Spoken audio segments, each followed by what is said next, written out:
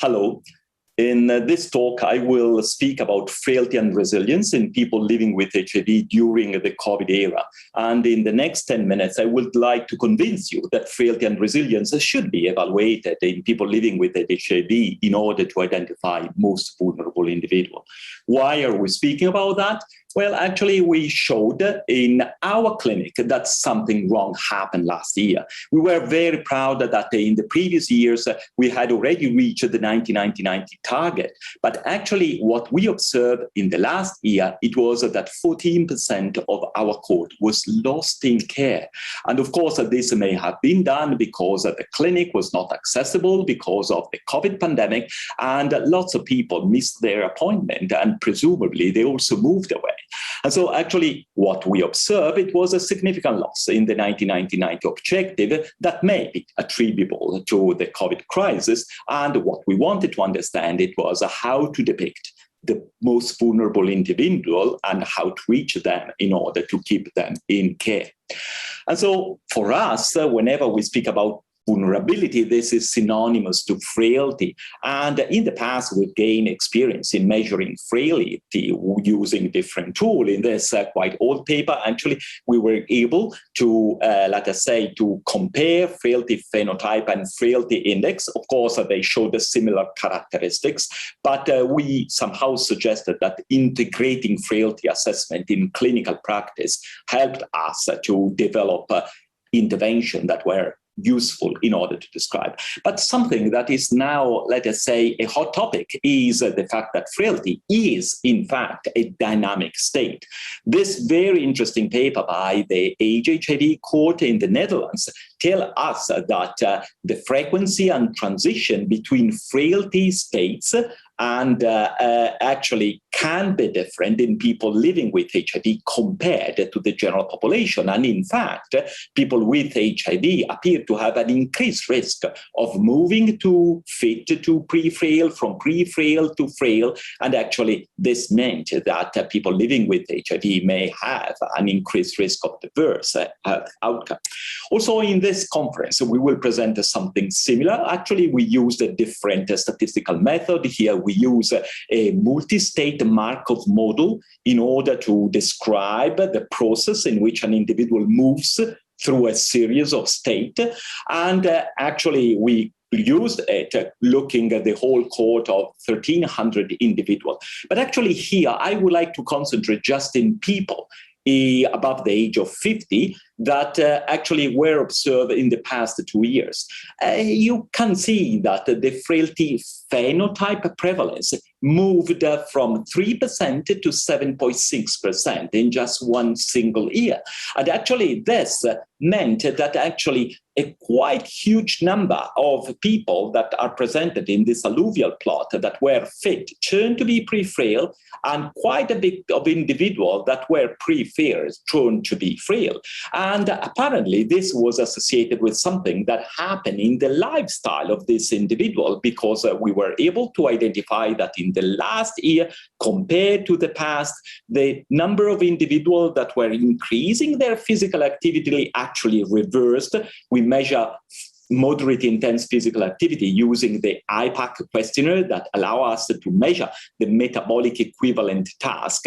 And this was associated with increase of adipose tissue assessed with DEXA, but quite a significant and even more impressive burden of sarcopenia that was measured as low hand grip. Actually, here we try to depict well, is it frailty enough to describe this level of vulnerability? Well, we are very confident that frailty tells us about the accumulation of deficit that people achieve because of aging or because of any stressor that occur. And we told that accumulation of deficit tell us about the physiological aging process. But on the other side, maybe the concept of resilience may also tell us something more, because it tells us about the capacity to adapt to a significant stressor. And so you can see in this graph by Ferrucci, in which it tells us that there is a compensated state in which resilience and frailty try to identify, let's say, an homeostatic situation. But actually, the relationship between frailty and resilience at a certain point will tell us about the reduction of this homeostatic reserve of an individual in relation to a stressor or in relation to aging. And in this situation, COVID may have played a significant and, let's say, ubiquitous stressor event across the globe. Of course, we can describe a physical resilience that may be the ability to recover, for instance, to COVID disease, but also a psychological resilience that is the effective coping and adaptation because, for instance, of the COVID crisis, because of the isolation that the COVID produced. And so actually here I try to summarize this conceptual model to combine frailty and resilience during COVID. On one side, we can say that in COVID, we already had people living with HIV that were accumulating faster, let us say, damage, and this is the so-called accelerated aging process affecting people living with HIV. But on the other side, because of COVID, maybe this homeostatic process was reduced because of the rapid shrinkling and eventually collapse because of COVID. And in this situation, we can think that this aging process is accelerated because of two mechanisms playing together. On the right part of this slide, actually, I would like also to stress that resilience also informs us about the capacity to recover. And so, of course, you may identify that this capacity to recover, to find a new homeostatic process, really depends also on the level of health that you had before.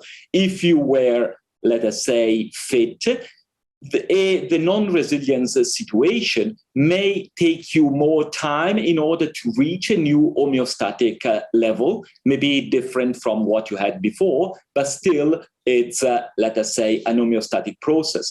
But on the other side, if you started already as a frail individual, imagine the elderly individual, presumably the frail and non-resilient individual actually will never recover or will take really a very long time in order to find a new homeostatic process. How can we assess the resilience? Well, here it's one of the many questionnaires that you can find in literature. This is 25 items in which really we ask about the ability to adapt to change, to cope with stress, to not to get discouraged because of failure. And in order to try to make this theoretical conceptual model of frailty and resilience, what we did was really to ask people attending modern HIV metabolic clinic, let us say, questionnaire that told us about their level of resilience as well as the symptoms measure with SF36 and quality of life used as an outcome with the questionnaire AQ5D5L. And the objective was to characterize resilience, but even more in order to identify if the combination of frailty and resilience into 4 different phenotypes would have an impact on quality of life. And you can see that in 800 people that were reached by a questionnaire, 72% completed the questionnaire, and the 12% resulted to be fit and resilience, 42% fit and non-resilience, 58% were frail and resilience, and 37% were the most vulnerable. That means frail and non-resilience. You can see here that with regard of age, HIV duration, nadir CD4, and multimorbidity, the frail categories were the most affected, in particular, of course, the frail and non-resilience. But with regard of loneliness, actually, even the resilience seems to have an impact.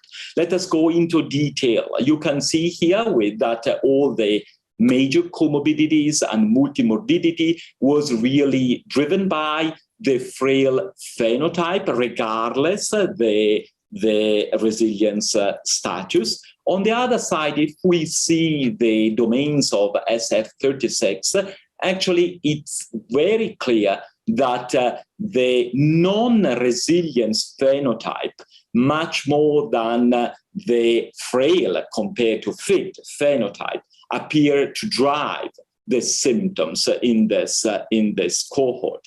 Altogether, if we plot the four phenotype after correction for gender, age, HIV duration, and DIR-CD4, apparently it was the non-resilience rather than the frail phenotype that appeared to drive the logistic regression model to predict a low quality of life.